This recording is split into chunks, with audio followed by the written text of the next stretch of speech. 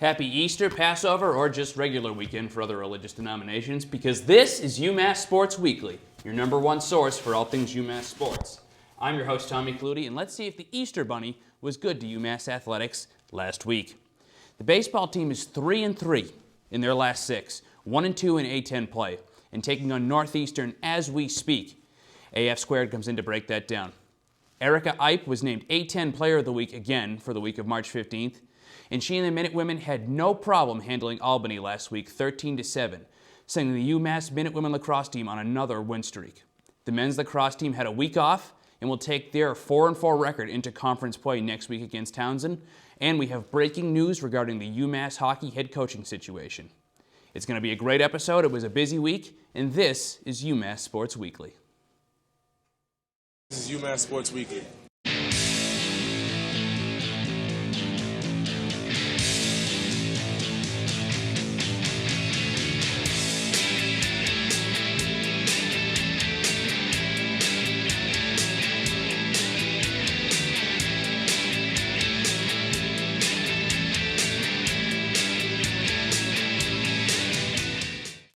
Welcome back.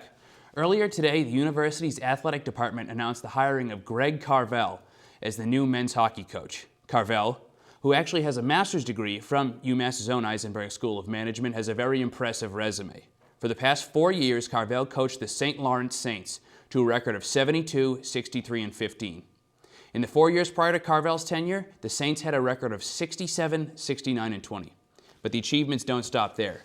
If you want to look at the graphic talking about his record and some of his achievements, Carvel spent 15 seasons as an NHL assistant for the Ottawa Senators and the Anaheim Ducks. He was also selected as an assistant coach to the 2015 men's national hockey team. Carvel has been lauded by many for his ability to develop talent. In his 4 years at St. Lawrence, he coached 4 All-Americans, 2 ECAC Rookies of the Year, 1 ECAC Player of the Year, 3 Hobey Baker finalists, and 1 Hobey Baker hat trick finalist. It's going to be a great season. Carvel looks to be a great hire, and we definitely look forward to what this season is going to bring. When we come right back, we're going to talk some UMass baseball, so stay tuned. And welcome back into the show. We are just receiving word that UMass has beaten Northeastern in their baseball game today by a score of 3-2. I'm here with Allie Furlow and Alex Francisco. We're going to get to Northeastern in a little bit, but Allie, I want to start off with you.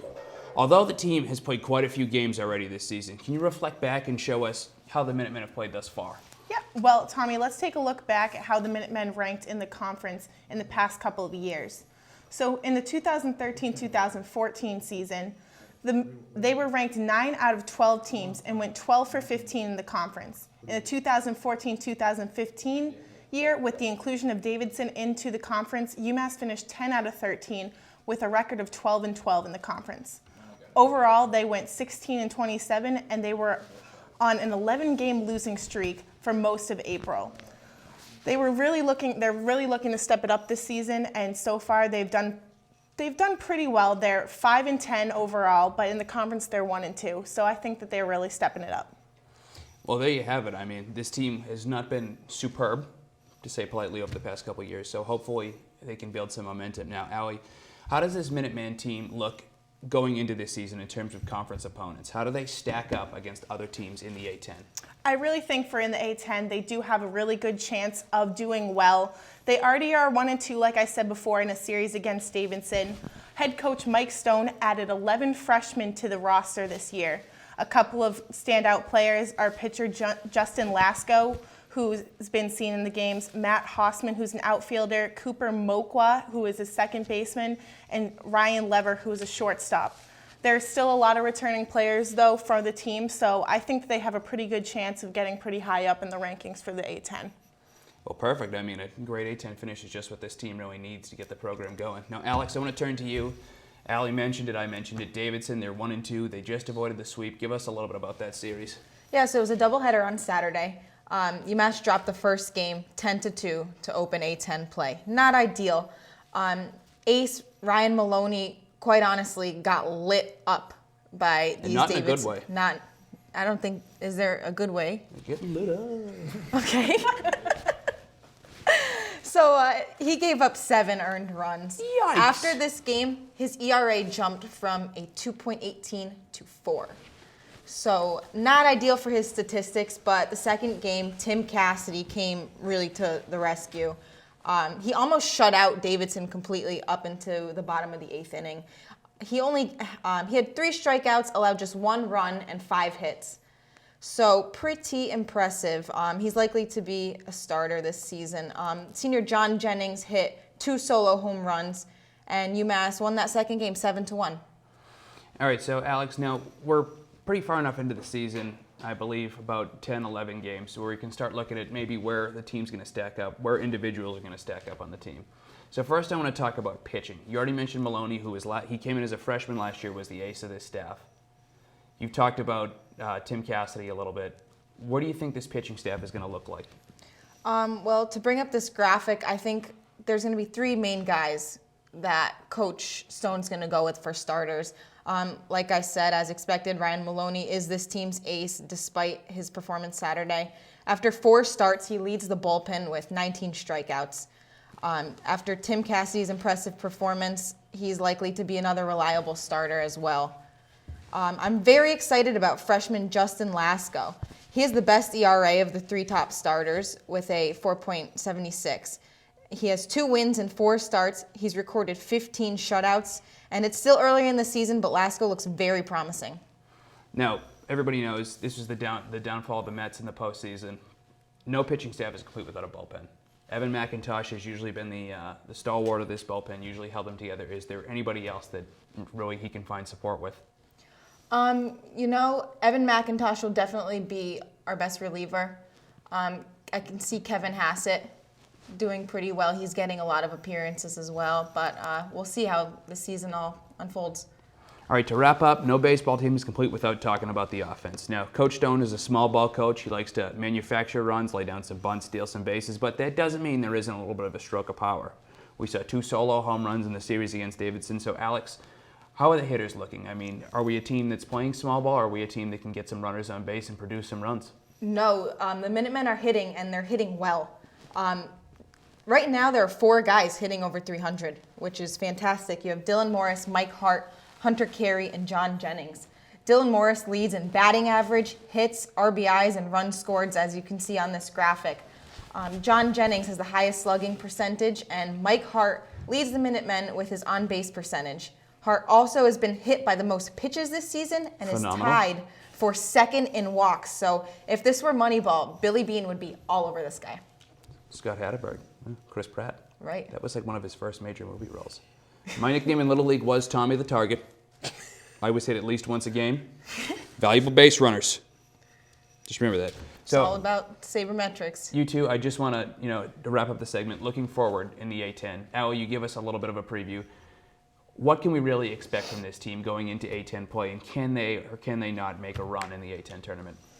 I think that they really can make a run in the A10 tournament. There are going to be a few teams that they're going to struggle with, like St. Louis, who has been the top rank for the past 2 years. But I think that they do have a pretty good chance of winning. Alex? It's still very early in the season for them to be hitting this well, and I am very worried about them hitting a little slump. Evening out. Exactly. And then again, they have been playing down south most of the season, so. Right. It's a good sign that they're not rusty from the off season, but I think pitching needs to be very reliable and consistent. I don't know if we have the bullpen for that, but we'll see how it goes. We have a problem compared to other schools in our conference as far as scholarships go. Like this baseball team has 2 scholarships that are divided between the entire team. So recruiting's a little bit of an issue, but I'm excited to see how it goes. Well, there you have it. This team has some promise. They have a couple of young players that you should look forward to, and definitely go down to the baseball field and watch this team play. Great afternoon. See some baseball. Hopefully there's a barbecue so you don't have to pay, but anyway, great afternoon. Thanks a lot, ladies. When we come right back, we're going to be talking some women's lacrosse, so stay tuned. The women's lacrosse team just finished non-conference play and only had 1 loss, so that's something to look forward to. They just beat Albany by a score of 13-7, and as we said in the intro, Erica Ipe was again named A10 Player of the Week. I'm here with Alana Alanji. Alana, first, just natural reaction. What do you think about the hockey head coach? Good, bad?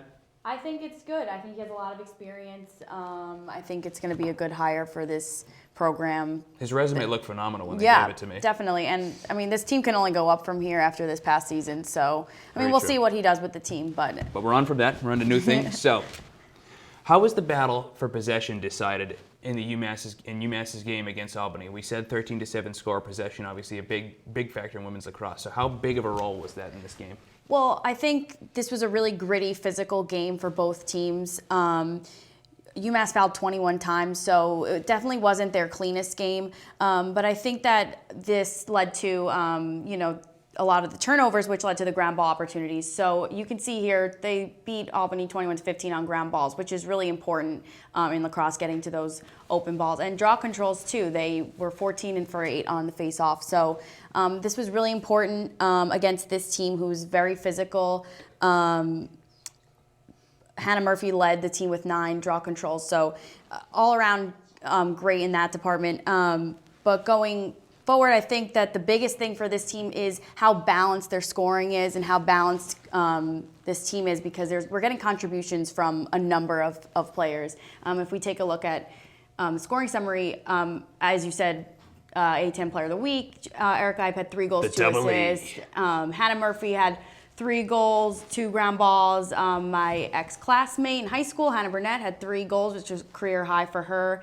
And Holly Turner had 3 assists and a goal. So as you can see, a lot of we're getting contributions all over the roster. So that's great for this team. And like we talked about, non-conference play ends, where usually it's the only area where the Minutewomen have any challenge. So going into conference play, what did they need to do to get their first victory against St. Joe's? Well, we know that the Minutewomen are extremely successful in the A10. They've gone undefeated the past 2 seasons, so we know that means no losses. Yeah, we know that. Thank you, Tommy. You're welcome.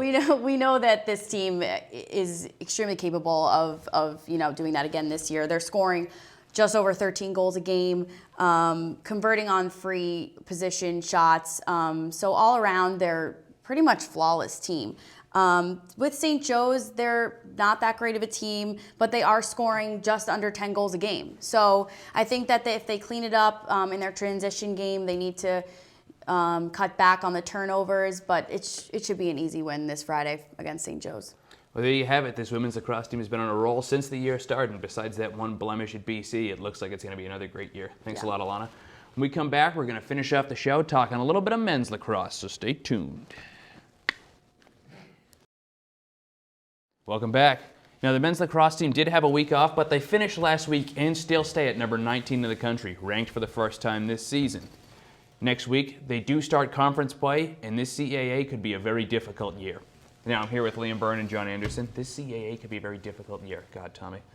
Anyway, all right. So, guys, with conference play starting on Saturday, how do we see UMass doing in the CAA this season? Well, we got our first game against Delaware on Saturday. Ooh. Delaware. Yeah, Delaware. Ooh. Delaware is nothing to be afraid of. They're 3-7 this season so far. Phenomenal. Yeah. The only key player they really have is Paul Major. He's got 17 goals in the season. He's a major key. Yeah, look at that. Major key. And Andrew Romanoli.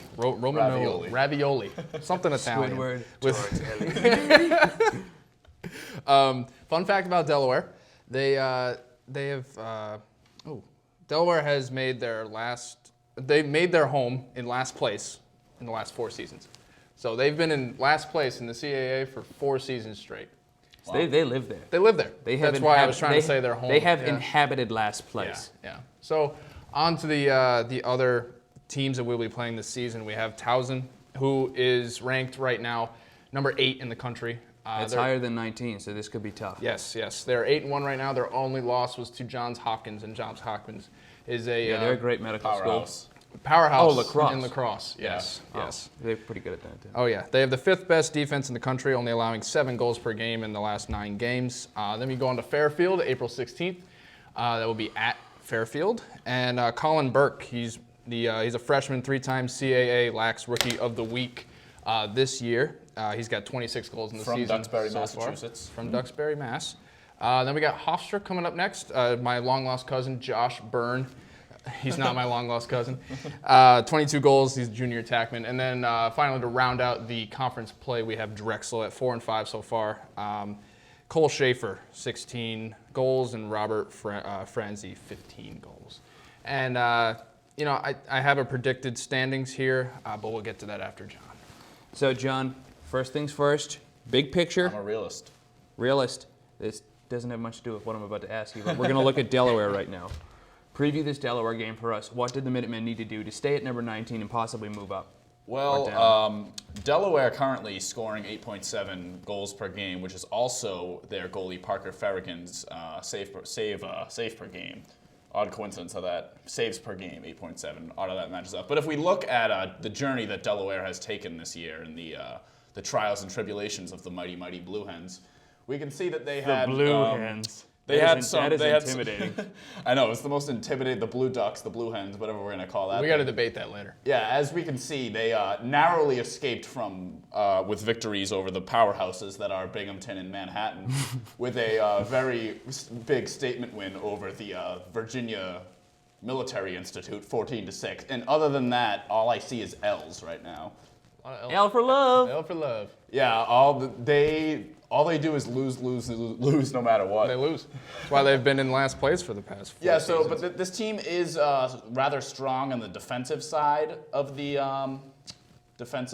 field. That's where their strengths come, and their goaltender, again, Parker Farragon, he has had himself some good games this year. He's made upwards of 17 saves at times in games. He's also made downwards of 3 or 4 saves at times during games. So, like I said, Delaware, as we make fun of them, they're not really a force that is going to be reckoned with. UMass is most likely going to blow them out. But you know, if we want to pick at them a little, we can look to their leading scorers, the top 3 for Delaware, and that would be 2 of their attackmen as well as their midfielder. If we take a look at the graphic, that would be Steve DeLargy, is a captain of the team, a senior with 10 goals and 5 assists. Paul Major, attack junior, as Liam mentioned, 17 goals. Major factor was the pun, I believe. He's major key. And then Andrew Romanoli, 15 goals, 6 assists, and he's a red shirt freshman. And if we were to go one down, it would be Joe Isle, is the 4th leading scorer. Joe Isle?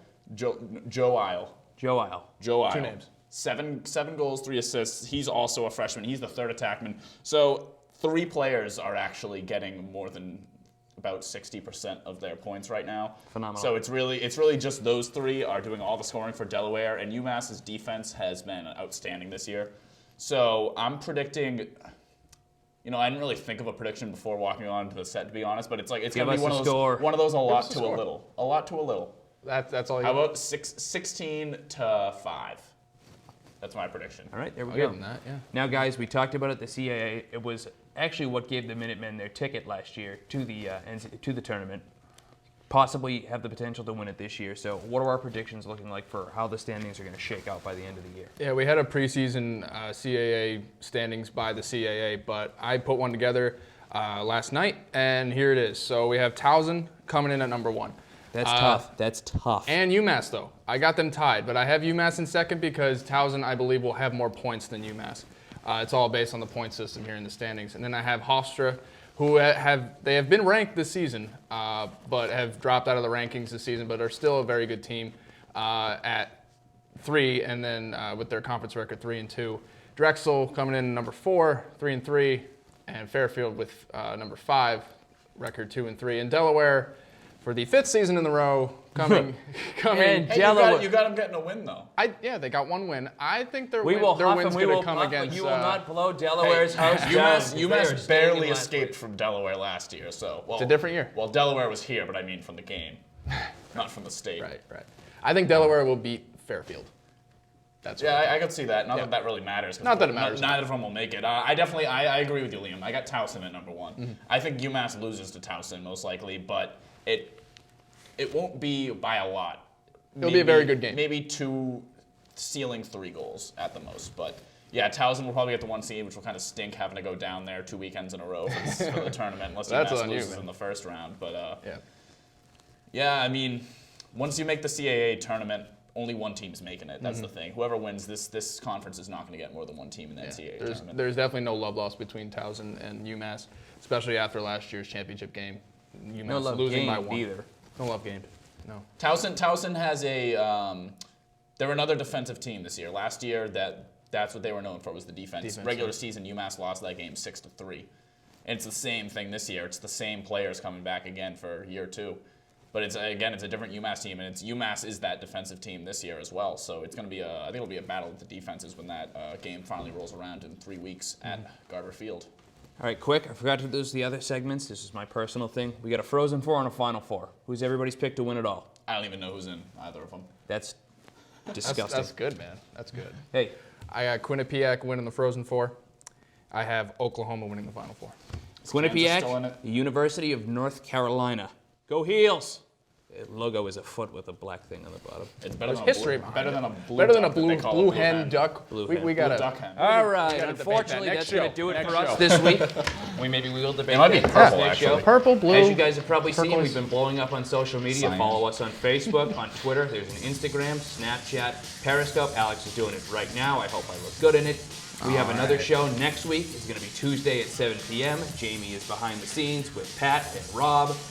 It's going to be a real great show. So tune in next week. We'll have all the updates for you. Have a great week, UMass. Boom. Blue hen. No.